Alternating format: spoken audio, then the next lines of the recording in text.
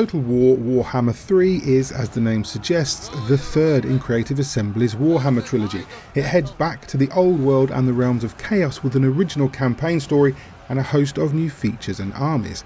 The Total War series is known for creating so-called armchair generals. It's an incredibly deep, massively tactical franchise that puts the player in command of not just huge armies, but also the factions those armies protect.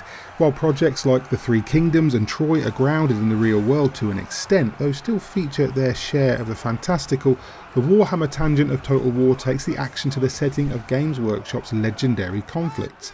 There are 8 factions right out of the gate, and only 2 of them are human. The bear-worshipping Kislevites, grotesque ogres and China-themed Cathay nations represent the mortals of Warhammer's world, while the other factions are all demonic. From the primary campaign that centres around the rise of a demon prince to the armies of the 4 prime chaos gods, Khorne, Tzeentch, Nurgle and Slaanesh. It's in service to the overarching story. As detailed in the expansive prologue campaign, a Kislevite prince sets out to save Ursun, the bear god, worshipped by Kislev. When he falls from grace and makes a pact with the forces of chaos, he initiates a dimensional conflict over the blood of the stricken bear god. It's this conflict that drives the narrative here. As you manoeuvre your armies around the map, Ursun will periodically roar. This creates rifts through which you can take your armies into the Chaos Realm. The goal is to secure the souls of 4 demon princes with which to challenge Ursun's tormentor for the dying god's power. The ever-suspect advisor makes a return, driving each campaign towards his own selfish end. It's a solid narrative and it does a great job of presenting each faction with a common goal. A campaign will typically last up to 150 turns and can be won by either completing that main objective or dominating the other factions in both open warfare and diplomatic relations. Total War Warhammer 3's greatest strength lies in the diversity of those 8 factions. Each follows the same overall path, but the variety of units, mechanics and tactics is incredibly impressive. For example, the nation of Cathay must focus on harmony. It's essential to maintain a delicate balance between yin and yang, while using a magical compass to drive the winds of magic to bolster defence, growth or power. On the flip side, the demonic forces of Slaanesh are able to seduce and manipulate other factions, even causing entire units to switch side during battle. Your time will be spent exploring the map, dealing with quick-fire objectives and attempting to subjugate or destroy your enemies. There's an emphasis on diplomacy, with options to treatise and ally with other factions, or to join their conflicts to bolster both your nations. Or, of course, you can simply build up your strongholds and invade enemy cities and amass a mighty empire forged in war and bloodshed. There's a great balance to Total War Warhammer 3 that comes in part from Creative Assembly being so confident of their abilities. They know their brand and their audience, and it shows.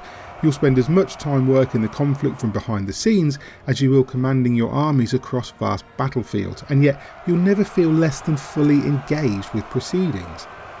One thing that makes Warhammer games stand out from offerings like Troy or Rome is the unit diversity. The Warhammer universe is incredibly vast and imaginative and allows for all manner of creative units, from dragons and towering chaos beasts to bear-riding cavalry and ballistic airships. Being able to field such interesting and unique units keeps it feeling fresh and fun. If anything, the biggest issue here is that there's so much to learn. Not for nothing, the prologue campaign deep dives into every aspect of the Total War experience. It tutorialises everything, and yet even that campaign is tough. I made a few bad decisions and reached an impassable situation wherein I simply couldn't continue without losing my entire army and starting from scratch. In the prologue. But this was on me. I rushed for an easy victory that left me underprepared for one of the critical path quest battles. I succeeded, but at the cost of almost my entire army and one of my heroes. When I then found myself caught between 2 full-strength enemy forces, there was nothing I could do. Total War Warhammer 3 will punish impulsiveness and indecisiveness at every turn. Newcomers will no doubt struggle to get to grips with the array of systems, mechanics and units, but perseverance will bring understanding. Social gamers will be pleased to know that the multiplayer element has been massively overhauled. You can now take part in an 8-player version of the story campaign, each controlling a different faction, and to speed up proceedings, players can take turns simultaneously, adding deeper realism and reactivity. Other campaigns can be played with 3 or 6 players, and there are various modes such as survival and domination that return from previous entries in the series. Battles play out in real time as you direct your units across the field. You can take advantage of cover, set up ambushes, position your ranged units on the high ground. Your lords and heroes have unique abilities, and the winds of magic can be manipulated to unleash devastating spells. While you can skip lesser battles for the sake of brevity, there's nothing like watching 2 huge forces clash on a snowy battlefield. Total War Warhammer 3 excels in these moments where armies smash together in bloody combat to decide the fate of nations.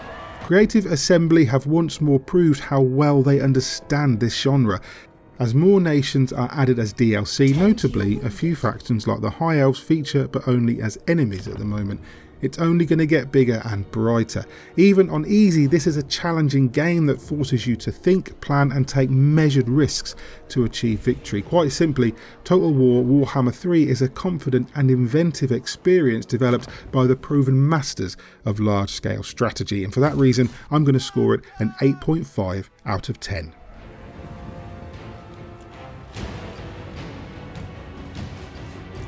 Keep the enemy in front of you. Hi there, hope you enjoyed the review of Total War Warhammer 3 from Creative Assembly, Feral Interactive and Sega. If you enjoyed it, please hit like and subscribe, maybe tag that bell icon too, so you're kept up to date with everything we post going forward.